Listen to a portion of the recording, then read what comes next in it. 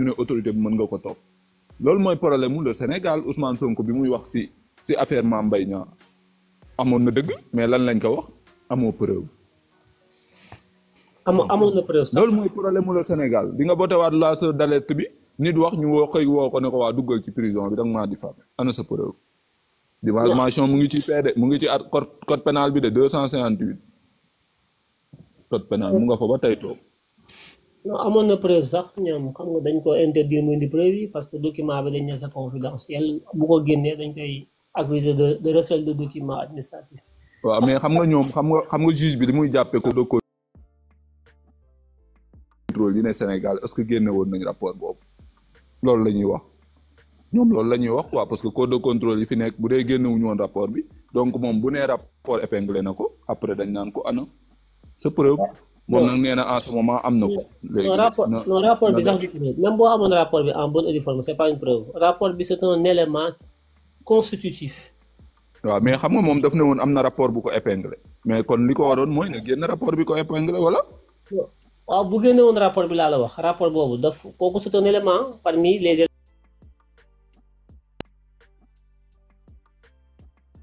enquête de instruction moo koy juge Ousmane Sonko affaire boobu su amee enquête rapport bi mu am ko am na rapport bi de mais lu tax joxewul rapport bi Ousmane bi muy wax loolu rapport la doon lire bi muy accuser Mame Mbaye Niang rapport lay lire ci téléphone am. Effectivement.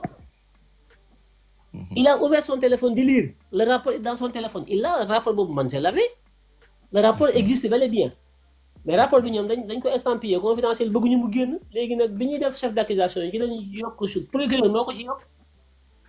waaw léegi extraction d'un document xaw ma leen estampillé ko xaw ma lan patati patata pour bañ Ousmane Sonko indi rapport parce que rapport bi su ko joxe woon dañ koy accuser ne moom dafa def recel de document administratif moo la joxe mais te même boo joxee rapport léegi moom comme que mu ngi rapport boobu noonu mais pourquoi mënul utiliser mooy exception yi ñu prévoir pour revoir la décision cour de justice parce que tant que na rabat d'arrêt bi jàllul na utiliser waat révision de procès.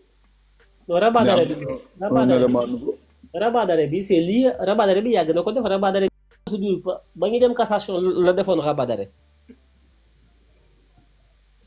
Ensuite, actuellement, il est éligible ou inéligible? Mais parce que Ousmane, il est éligible, bien sûr. Nous non, comme que rabat d'arrêt du juge Cour suprême nous a confirmé. Mais nous avons rabat d'arrêt. Non, rabat d'arrêt, c'était juste pour demander au juge de revoir la décision. Non. Juge Cour suprême pour nous regarder, parce que ben chambre mën nako ci rendre. Légui après ñom ñëpp dañuy dajaloo xoolaat décision boobu ndax ñoom dañ koy rendre décision ou pas. moo ko introduire dans la procédure de pourvoi en cassation à l'époque ce dossier retarder la condamnation définitive en cassation ce qui lui permettait de faire passer sa candidature mais bi rabat bi ñëwee au niveau de la Cour suprême n'a pas arrêté la parce que un rabat d'arrêt ça permet de suspendre l'arrêt le temps de statuer sur le rabat d'arrêt mais ils l'ont pas fait Aly Ciré Bah bi Diomaye doon décorer barki démb moom dafa rabat d'arrêt bi Ousmane Sonko d'urgence parce que on courait derrière on faisait une course contre la montre par rapport au délai de dépôt des candidatures il fallait donc évacuer l'affaire Ousmane Sonko de condamner définitivement. Ensuite man problème bi ma am mooy. rabat d'arrêt boobu la teg ko tegee rabat d'arrêt boobu nag moom lañu évacuer barki démb donc c'était une question de formalité le fait que Cour suprême ñëw ci rabat d'arrêt bi parce que le rabat d'arrêt était suspendu là-bas ils ont pris une décision à l'époque bu nga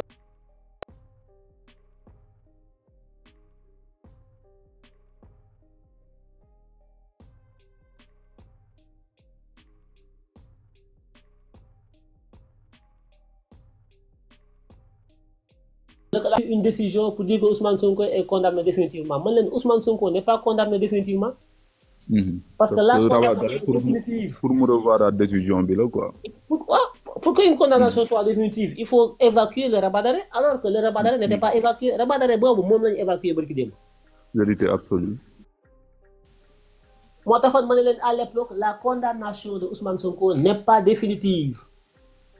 Parce qu'il y a un rabat d'arrêt suspensif, la Cour suprême daf ci war a statuer soo ko mën a jël décision c'est là la condamnation bi di définitive mais c'était pas le cas. À l'époque, j'avais fait un live pour dire que le Conseil constitutionnel ne peut pas empêcher la validation de la candidature de Ousmane Sonko suivant une décision, un arrêt définitif supposé de la Cour suprême qui a outrepassé ses prérogatives.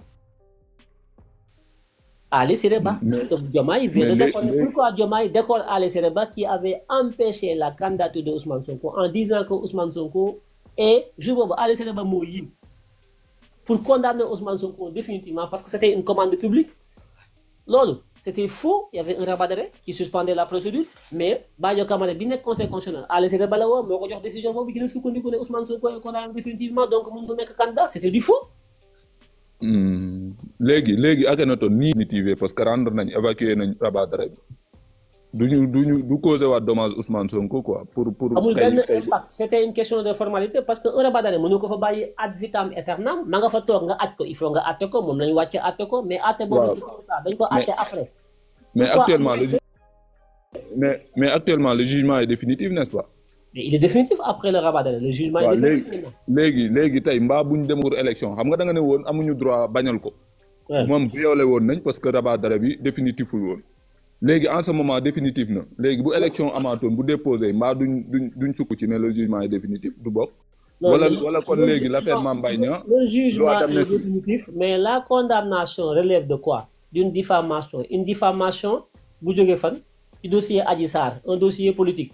Il faut une chronologie. Pourquoi l'affaire Mame Mbaye Niang? Ouais, mais ñom ci bo démé L29 bu code électoral ñom ci lañ sukkandiku won ba éliminer candidature am. Mais loolu dama ko contesté won L29 boobu dama ko contesté. Parce que dama ne Badio Camara Ousmane Sonko n'est pas condamné définitivement. La preuve, si on condamné définitivement, L29 est appliqué ou L29 appliqué ou? Pourquoi L30 est appliqué ou? Moi, la radiation, si on condamné définitivement, l'inéligibilité est actée par la radiation sur les listes électorales. Ce qui n'a pas été fait. La preuve, Ousmane Sonko était toujours sur les listes. Pour que tu sois inéligible, il faut que tu sois radié de la liste. C'était pas là qu'Ousmane Sonko était toujours sur la liste. Ousmane Sonko était toujours radié. L'affaire Mame Mbaye Niang, n'est-ce pas, loi d'amnistie de ko teubal. Fofu la doon gëm ci sank. Non, fofu nonu mom rek affaire yi leer quoi. Légui, la condamnation est venue, la condamnation définitive est venue a posteriori, après la promulgation de la loi d'amnistie. Ousmane Sonko recoupe ses facultés, tous ses droits politiques, dès lors que la loi d'amnistie est promulguée. C'est au nom de cette loi d'amnistie que Ousmane Sonko a été élargi de prison, Diomaye et tous prisonniers qui viennent, la loi d'amnistie qui viennent. Ok. Donc Ousmane Sonko, bi mu génné ci la dem défi campagne ak Diomaye, jour élection yi, le 25 mars, Ousmane Sonko dem na voter Ziguinchor. Pourquoi mu voter si Ousmane Sonko était condamné inéligible? Pourquoi mu voter? Ok. waaw non boobu dama déggoon ñu naan non notification fi ñu ko waroon ak fi ñu ko notifié moo bokkul. Non, Ousmane Sonko ñu dugalaat ko ci Ousmane Sonko a voté à la présidentielle pour Diomaye, c'est que le nom de Ousmane était sur le registre. Ouais, mais est-ce que xam nga Akhenaton mën nga inéligible bokk ci ay élection Barthélémy Dias dal nañu fii ci législative yi. dafa inéligible mais bokkoon na ci élection législative yi. waaw mais loolu parce que juge conseil constitutionnel moom moo koy décider di. Non, xam nga loolu. lañu war a lijjante nag. Le conseil constitutionnel. Le conseil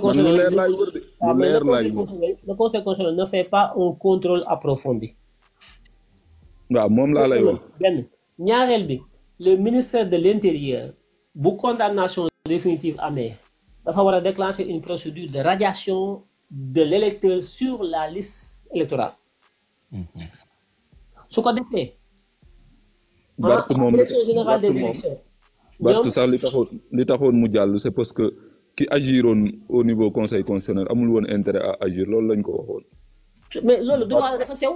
waaw mais Barth dafa inéligible quoi Barth moom dafa inéligible woon léegi. may waxee mooy même bu doon loolu am na sax ñun ñooy majorité au niveau de l'Assemblée nationale te modifier une loi pour permettre quelqu'un accéder à la magistrature suprême n'est pas interdit.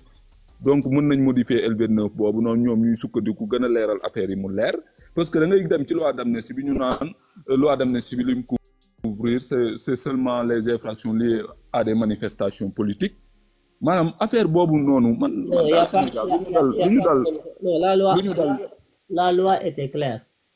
La loi est claire. La loi d'amnistie. Ousmane Sonko mi ngi ci biir, Diomaye ngi ci biir. La Ousmane Sonko lan lañ ko téye? li taxoon bokkul quoi Ban dossier lañ téye Ousmane Sonko? kii Mame Mbaye ci Niang prison bi Lan moo tax ñu génne ko? Kon amnistie kon kay c'est lié. jeex na. ci prison bi l'affaire Mame Mbaye Niang moom lañ ko fa dugale woon Ah, je pense.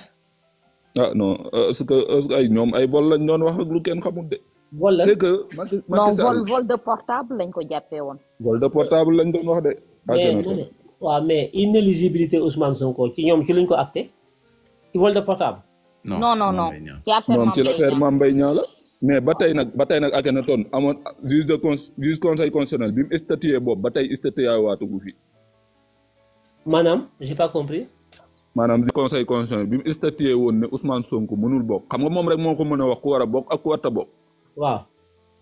ba jógee ci loolu ba tey nii ba en ce moment nii même Ouais. législative yi passé sax statué wul booy seet moo tomb jàll Non, mais maanaam man dama bëgg lu leer daal man lu leer laay wër l'autre des statuts, si le Conseil constitutionnel est juge des élections dans sa loi organique. Les élections législatives passées, Ousmane Sonko était tête de liste, lu tax Conseil constitutionnel invalidé wu ko.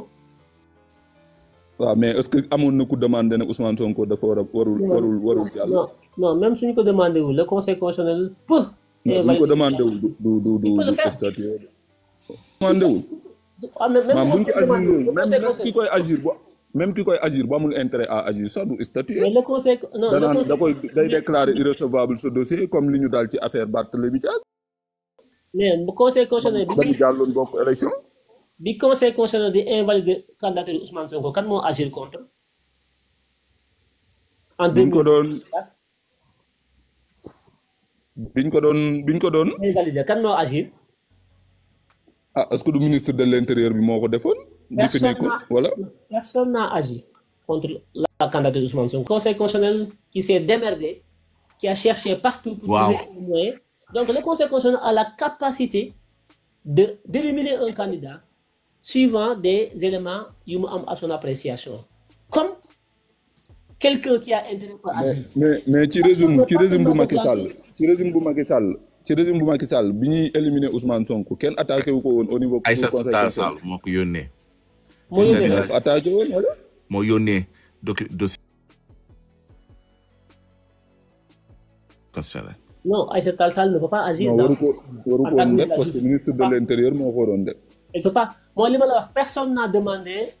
maanaam daal Mais- Sénégal daal lu ñu daal moom tamit C'est magistrat pas lu yow ñu Camara daal. Ousmane Sonko l'a dit Ousmane Sonko nee na xam nga Ousmane dañu invalider premier dépôt candidature rejeté ko ci yenn motif amuloo quitus amuloo fiche de parrainage maître Clédor Ciré Ly ñëw ne leen ah kañ am na ko déposé nañu suñu chèque CDC mi ngi nii virement bi ñoom encaisse nañ ko dañu ñu bañ a defal attestation dañu bañ a jox quitus preuve yaa ngi nii dem nañu Habib Daffé dem na 1000 fois direction générale des élections pour ñu jox ko fiche de parrainage ñu bañ preuve yaa ngi nii conseil constitutionnel waaw léegi considéré la léegi jëlaat ko léegi Akhenaton lu tax kon éliminé wul woon ñu duggaat léegi Ousmane Akhenaton Sonko ñu jëlaat ko lu tax waaw lu tax éliminé la ñu ne léegi nag la Badio Camara sol daal lam nag ne xaaral ma dem cour suprême am na dossier fëgg nañ fépp pour mën a am fu ñu mën a sukkandiku pour invalider Ousmane Sonko loolu kenn demandé wu ko waaw léegi lu tax ñu bàyyi kon Barth mu bokk ci élection yi passé mais parce que loolu daf leen intéressé ñoom amul en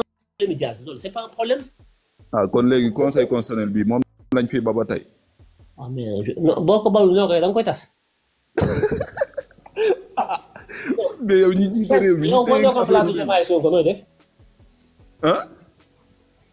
boo nekkoon place Diomaye Sonko nooy def man dama koy tas de teg fa juge ju mu wóolu waaw mais léegi soo ko tasee dafa am lu muy laaj il faut que nga modifier la constitution waaw mais loolu au niveau de l'Assemblée nationale mën nañ ko def xam nga tey changé wuñ forme république d'accord la nombre de mandat loi yi nga xam ne day laaj ay référendum mais donc man daal Sénégal nag jaaxal na ma Sénégal gii nag jaaxal na ma quoi dëggal kii nee na tas conseil constitutionnel day laaj référendum ban référendum lay laaj. non son loolu choix la rek ba mën nga jaar par l'Assemblée nationale par référendum ñu ko def ñaar yëpp. référendum dafa am ay loi yu koy laaj ay comme nombre de mandat nga bëggoon ko yokk wala dara loolu peuple moo koy décider wala nga bëgg a changer formule république yi le Sénégal est un état démocratique laïque et social yooyu. mais bu dul yooyu noonu loi boo fi bëgg a modifier mën nga ko modifier facilement moo tax des fois ma naan leen L29 boobu léegi bu ñu neexee modifier ko ne képp kuñ condamné si délit. donc jugement bi définitive sauf diffamation sax lay bokk. affaire yi c'est pas majorité au niveau de l'élection législative passée Ousmane Sonko était tête de liste, il a battu campagne, il a voté, il a gagné. Ousmane Sonko est député moment bi may wax ak yow nii yéen ñi naan Ousmane Sonko ndax mën na nekk candidat 2029 Ousmane est député là en ce moment. mais Akhenaton problème bi mooy Barthélémy Diaz warutoon a bokk ay élection te ñoom conseil constitutionnel bii bàyyi nañ ko fi kon mu bokk man loolu moom incohérence boobu di nekk ci suñu réew mi man moo ma naqari quoi. mais moom ñan ñoo fi nekkoon. xoolal moment boobu ñun ñi ñoo fi nekkoon daa yàgg li ma lay wax yow. mais ñëpp ñan ñoo fi nekkoon ban nguuru fi nekkoon. nguuru Macky Sall la. nguuru Jomaay nguuru Jomaay bii moo fi nekk élection législative. waaw mais ñan ñoo fa. waaye ñun ñoo fi nekkoon nga naan ma lan Barth bokkoon. waaw yii passé waaw Barthélémy Dias était candidat. waaye bokkoon na kay te warutoon a bokk. waaw mais loolu waru woon a bokk loolu ministre de l'intérieur Jean-Baptiste Tine moom moo ko waroon a dénoncer defu ko. kon moom moo ko waroon dénoncer. bien sûr moom moo waroon a def une lettre adressée au conseil constitutionnel leneen Barthélémy Dias n'est pas éligible ñu dindi ko mais defu ko loolu. waaw léegi Akhenaton nag kaay léegi bu ko deful yow wax nga sànq ne conseil constitutionnel am na pouvoir ne warul bokk automatiquement. mais defu ko. kon kay ñoom ñaan ñëpp ñooy fautif. mais on peut le dire. am na faculté def ko mais defu ko mais lu tax defu ko mooy il n'a pas jugé utile de le faire sur un Barthélémy Dias bu tojul fenn Barthélémy Dias c'est pas Ousmane Sonko ñoom conseil constitutionnel ba mu koy def contre Ousmane. mais nag xam nga lii laay woon xam nga Akhenaton man lii laay bañ ci justice man xam nga lu ma bëgg justice équilibrée ay tojul fenn loolu ay moral la ñuy dugg. warul bokk man loolu laa gëm quoi. xam nga justice boobu moom laa bëgg yow yaay posé ay question booy posé ay question mën nga am 1000 réponses du li nga bëgg rek dañ lay wax hypothèse yi am conseil constitutionnel dama ne la xëy na ñoom ñoo jugé wul utile di invalider la candidature de. mais ñoom sax demandé woon nañ leen de pour ñu xool candidature bu baat xam nga lu ñu wax ki agir moo amul intérêt à agir. ñoom demandé woon nañ de dañ ne ministre de l'intérieur moo ko waroon def te defu. waaw kay waaw mu ngoog kon kay. ñoom demandé woon nañ leen sax far na. waaw kay. loolu kon moo tax ma ne kon kay yow am nga réponse bi cas bi nga teg am nga réponse bi. waaw mais li nga ne ma ñoom am nañ possibilité. mën nañ ko. mën nañ ko sans ministre de l'intérieur saisir leen man foofu moo ma xaw a jaaxal. li nga ne mën nañ ko def sans ministre de l'intérieur. am nga conseil constitutionnel boo demee dans sa loi organique au-delà des compétences yi ñu am mooy le contrôle des lois kooku seen benn mission la deuxième mission bi mooy. dañu am mission de juge des élections mais dañu am une troisième mission mooy dañu am une mission de régulation de nos institutions et du climat politique ñoom ce ne sont pas des juges voilà ce ne sont pas des juges au sens magistrat du terme ce ne sont pas des magistrats mais Akhenaton je vais vous donner benn conseil constitutionnel dañu am ay compétences yoo xam ne du ay compétences de droit c'est des compétences de régulation la preuve ña fa nekk ñëpp duñu ay magistrats am na ay professeurs am na yëpp bi Macky Sall poussé élection yi ñoom ñu organiser élection yi organiser wuñ ko ci délai yi conseil yi code électoral bi joxe pour campagne dañoo wàññi campagne bi wàññi lépp pourquoi parce que opportunité de la tenue de l'élection dafa am conséquence sur la stabilité du pays ñu décider ko en dehors de tout texte mais fi ñu ko dugg seen compétence en tant que organisation en tant que institution bu war a réguler la vie démocratique et la stabilité du pays mën nañ jël ay décisions yoo xam ne souverainement duñ ko teg ci benn texte cette capacité de réguler la vie politique et sociale la stabilité du pays ñoom mën nañ décider yi mën nañ jël yenn décisions ñoom dañu am compétence yooyu. conseil constitutionnel quoi. oui la preuve code électoral bi dafa joxe délai pour campagne. mais da ngay gis ñu ne la ñoom lépp lu ñu jël conforme au bloc de de la légalité. Ouais, non. Non, le conseil constitutionnel peut prendre des décisions qui ne reposent pas sur des textes, mais dont l'opportunité vise la stabilité et l'intérêt général. Ils l'ont fait au reste tout bi Macky Sall pousse élection yi dafa déséquilibrer le calendrier électoral. Le conseil mais après ñoom dañ leen saisir ñoom ils ont pris des décisions. yow délai ya fa nekk pour campagne délai yi conforme ak délai yi nekk ci côté électoral bi mais amuñu choix parce que il faut élire le président de la République avant le départ du président de la République sortant.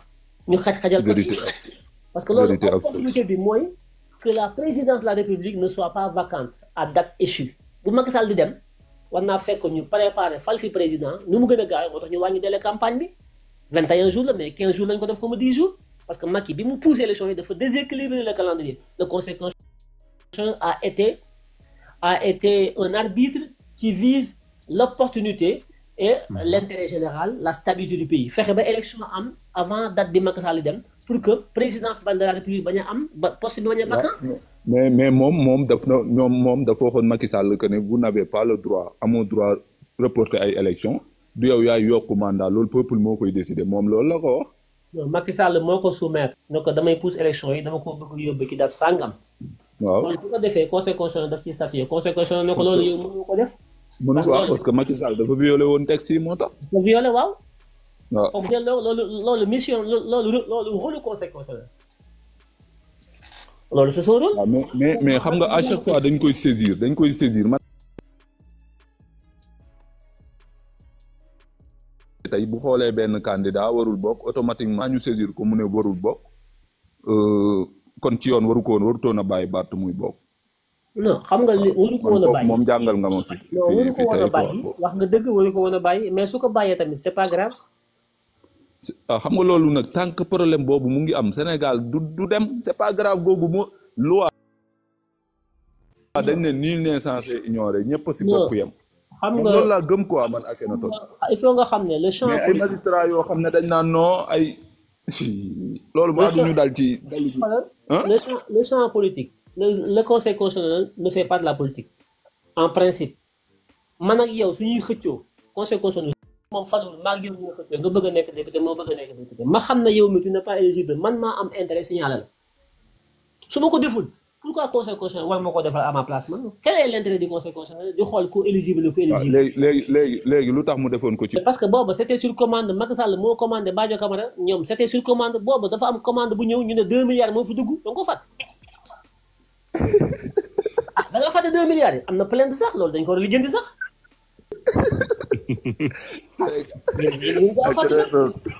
Akhenaton xàmmee ma waaye di ma jël ci sa live xàmmee ma. ah da nga fàtte 2 milliards yi dugg xaalis 2 milliards yooyu moo tax ñu topp aussi 10 francs Mali duggoon conseil constitutionnel du ci sonn parce que conseil constitutionnel faluwul obligé de statuer yow mi am intérêt yow di xëccoo. moom laa lay wax. voilà moom laa lay wax. bu ñu ko dénoncé woon mën na moom yoonam newu ci mais boo ko joxee 2 milliards nag mu fuuyal la de ba ñu ko joxee 2 milliards dafa fuuyee Ousmane Sonko.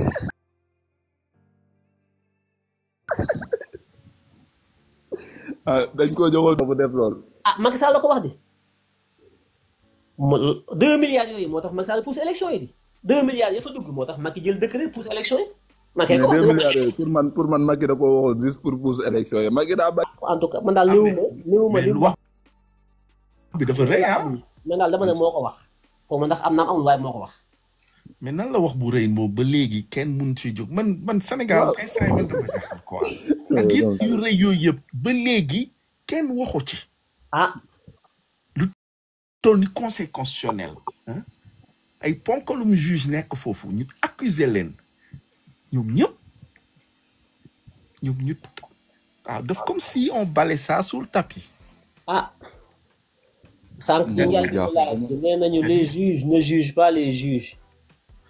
man loolu laa comprendre. juge yooyu ñoo yàq Sénégal. mais Akhenaton fooy dugal ci naan le juge il se rendrait coupable de déni de justice lorsqu'il refuse de dire le droit. mais kenn du sanctionner juge yi quoi. le mal est profond.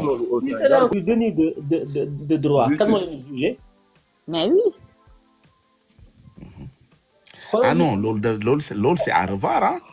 xoolal li xew maanaam c'est que lii mooy nag yow yaa ngi ñëw Akhenaton ñun nag kon am nañ ay problème mu texte quoi.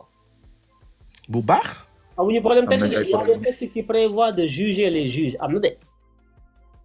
y a des am na fu juge am na fu ñu leen mën a juger de kenn da leen a mësut a juger mais am na fan la. dañoo am des jugements de ñoom dañ leen di juger au niveau de ligage mais dañ leen di juger aussi au niveau de la Cour suprême mais ki leen di juger igage juge la comme ñoom ki leen di juger igage pour mu mën leen a juger pour mu mën a topp benn magistrat mais xam nga tey boo jëlee Cour suprême ñooñu bu ñuy juge yi les magistrats yi premier degré comme ñu nekk ci tribunal instance grande instance wala cour d'appel ñoom dañuy xool ndax li nga appliqué respecté nga la loi soo ko respecté wul dañuy annulé mais bu ñu annulé duñ la sanctionné non loolu mais man dama bëgg ñu leen di sanctionné lorsqu'un juge refuse de dire le droit et de rendre ban cour moo koy àtte laa xamul quoi. non xam nga ñoom bu ñu leen jugé souvent ay sanctions disciplinaires c'est pas des jugements yu leen yóbbu rëbës. loolu warul nag. ñoom c'est des sanctions disciplinaires. lañ leen di dóor dañoo am nu ñuy buy oyof boo xam ne. waaw loolu du àtte. ay affecté nit Tamba loolu du àtte. affecté nit ay Tamba ñoom ñooy àtte ñoom ñooy tëgg loi ñoom loi boobu lañ tëggal seen bopp na ñëpp. imagine mal est très profond. moo tax ma ne la am nañ problème mu institution parce que le président buy dugg di def déclaration de patrimoine te buy génn du ko def amul njariñ. mais loolu constitution bi moo ko prévoir su amul njariñ. moo problème mu texte. non mais c'est quoi l'objectif de la déclaration de patrimoine lan mooy objectif bi. ñu xam li nga am sa alal fu mu toll booy génn nga def ko Macky Sall bu ko defoon dinañ xam nombre de milliards yi. non pas forcément. nañ xool rek est-ce que tey Macky Sall bi muy dugg def ko bu doon génn ne am na benn 4000 milliards wala 3000 milliards xel dina ko nangu. waaw bu génnee ne awma benn milliard nag noo koy xamee yow. bu génnee waaw bu boobaa corps de contrôle yi tey bu ñuy saytu Macky Sall fu ñu gisee ne dépassé na nombre de milliards yi mu wax ñu xam ne kii ab sàcc la. kon kay déclaration bi sortie bi amul njëriñ parce que yow la tax ngay koy topp mooy il faut que nga déclencher une procédure mais mu déclaré ko sànni loxoom dafay def zéro loolu amul njëriñ bi. non ci biir exercice bi mu am njëriñ mais buy génn nga ne ko da nga koo war a def mu ne la ok mu bind ko ne la 0 francs jox la ko. waaw léegi tey bu yàlla defee ñu koy topp. waaw Akhenaton tey bu yàlla defee ñu koy topp ci scandale ñu dem gis ne woon na alalam nii la toll mais xool nañ am na 5000 milliards wala 4000 milliards bu boobaa day faciliter. Le Conseil constitutionnel n'invente pas des lois. J'ai pas dit que le Conseil constitutionnel invente des lois. Non, mon Conseil constitutionnel maanaam texte yi ci boppam dina si réew mi. Le Conseil constitutionnel peut prendre des décisions qui ne reposent pas sur la loi organique bi ko teg, qui ne reposent pas sur les codes de ce pays en fonction de l'intérêt général. loolu def na ko ci élection yi passé. Prévu dans le code électoral dafa créer ay date fixer ay jours wàññi datu élection wàññi datu campagne yi loolu daf ko def de façon souveraine amul benn loi bu ko may lu dul la loi organique bi ko ne da nga am cette fonction de régulation de la vie et de la démocratie de ce pays, la vie sociale et la démocratie. bu réew mi ne tàkk conseil constitutionnel mën na jël ay décisions yoo xam ne de sauvegarde Macky dafa noonu na jaxase réew mi conseil constitutionnel jël ay décisions de sauvegarde yoo xam ne foofu la ko dugal ci compétence boobu la ko dugal waxuma continuer.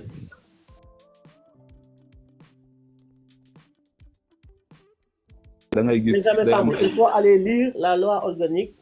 non kooku bu kee da lay moom day saboter rek. conseil constitutionnel n'est pas d'accord avec vous moo tax mu koy def moom day saboter rek mais daal man daal bu ma sañoon ni ngay duggee def déclaration de patrimoine booy génn aussi da nga koy def. ñu xam je pense que li Akhenaton wax loolu amul solo la. ça me dérange pas ñu def ñaar yëpp mais audit. Quand tu réclames une chose, il faut juger l'opportunité. C'est quoi l'opportunité de déclarer? Je peux vous donner un exemple. Tay nenañ président cour de haute trahison lañ ko mëna topé ak crime contre l'humanité. Ñaar yoy lañu wax mais bo démé ci texte dañ nan amul fenn fu loi yi code pénal défini code pénal du moins définir né li moy haute trahison.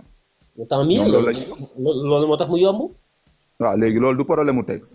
pourquoi mënuñu ko définir mu leer comme ni ñu définir vol ak escroquerie ak leneen. non haute trahison le fait que définir uñ ko loolu moo tax mu yomb définir.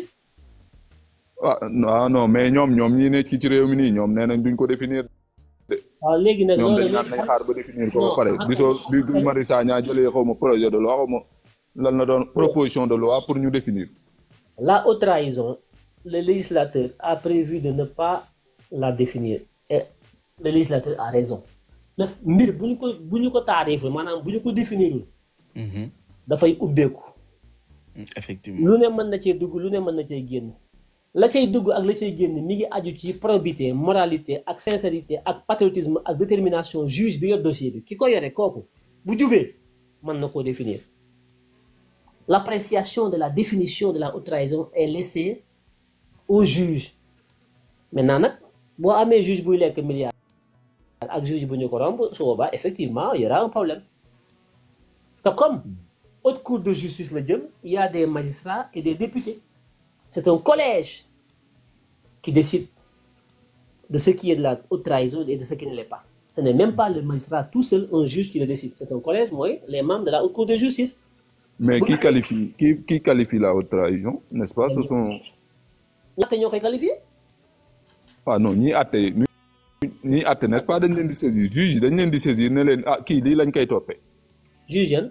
waaw mais non haute cour mais am na xam nga tey bu dee tey da nga gis ministre yi assemblée nationale ñoom ñooy qualifié ne lii ñu ngi koy toppee ministre diw yóbbu haute cour de justice juge d'instruction yi regroupé wu membres yi fa nekk ñu commencé def instruction seeni enquête tey jii bu dee comme c'est le procureur qui qualifie mais Modou Sow li mu def escroquerie wala vol ñu dem yóbbu juge bi àtte wala bu dee li ma def dafa jar mandat de dépôt ñu yóbbu ma mandat de dépôt jox juge d'instruction bi dossier bi mu def liggéeyam mais haute trahison tey bu ñu koy toppee Macky Sall kii qualifie. Est-ce que c'est pas le ministre de la Justice qui saisit l'Assemblée nationale par courrier? Parce que cas bu fi musta am la mais est-ce que c'est pas le ministre de la Justice qui saisit l'Assemblée nationale par une lettre? loolu lu ñuy xoolaat la kon. En tout cas, la Constitution prévoit la procédure, haute trahison et le jugement devant la haute cour de justice. Maintenant, la procédure, c'est qui déclenche la procédure? Normalement, ça doit être le ministre de la Justice. Mais comme le ministre de la Justice dépend de l'exécutif, du parquet, est-ce que le ministre de la Justice mën na xëy def benn lettre boo xam ne day demander la haute cour de justice de. man pour man ce sont les députés daal laay xalaat comme ni ñuy qualifier les ministres yi seen problème yooyu noonu ñuy def sàcc alalu askan bi pour man ce sont les députés tout ça ñoo koy def mais daal xam naa ne daal réew mi li fi lëndëm daa bari de Akhenaton. non 5 ans yi de. mu ne 5 ans yi dina métti defar bi. man defoon naa ne dañ koy. kaay ma wax la nag kaay ma wax la mais des na Gemini lu yomb la lu yomb xam nga lu tax. bu ñu xëyoon rek mesures yu ñu teg ak accompagner ko ak maanaam acte bu ñu posé accompagner ko ak ay mesures yu sévères population bi respecté ko je te le jure day jàll facilement pratique bu bees tàq ngay indi. corruption bi ñu commencé xool ay autorités ñuy civilu du xool. ku ñu jàpp ci corruption ñu ne rajo nañ police temps ndax corruption santé aussi boo maltraité malade ñu ne rajo nañ diw maanaam teg benn rigueur boo xam ne non mais loolu moo amul. Les gars, il fait un peu tard ici. Mais Akhenaton xam nga participer si sa live yàgg naa depuis le début di la def demande ba sonn mais kenn jëluma woon maa ngi doon sànni xeer sax naan est-ce que du saw bi ma sant moo tax ñu teg ma kulu naa. non man nag ñu bari xàmmee wu ma leen. alors que man je suis un patriote waaw yàgg naa. Akhenaton, juste une question. Par rapport aux députés de la diaspora ñoom lu ñuy def yooyu c'est pris en charge ak ñaata déplacement lañ war di def annuellement ainsi de suite et tout parce que dama gis suñu député de la diaspora il est toujours quasiment là di muy def va-et-vient depuis bañ ko élire ba léegi plus de 5 à 6 fois def na ko va-et-vient entre le Sénégal et ici. Ah ouais, ils ont un paquet de gens, je vais me renseigner mais am nañu benn budget bu ñu am ñoom avions yooyu. D'accord. C'est limité, hein. Je vais me renseigner le montant, le nombre de billets de voyage et tout ça. Ils sont obligés de vivre au Sénégal ou dans le pays où on les a élus? Non, c'est à eux de vivre où ils veulent. L'essentiel, c'est de pouvoir assister aux travaux de l'Assemblée. Bon, il y en a beaucoup qui s'absentent, mais bon, c'est pas l'idéal, quoi.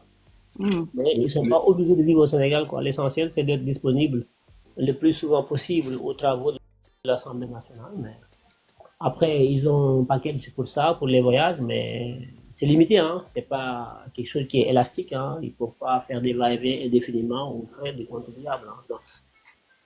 D'accord. Merci, parce qu'on se posait des questions. Oui, c'est ça. Remercier aussi. Wow, merci Mamadou. Merci Akhenaton. Merci beaucoup Akhenaton.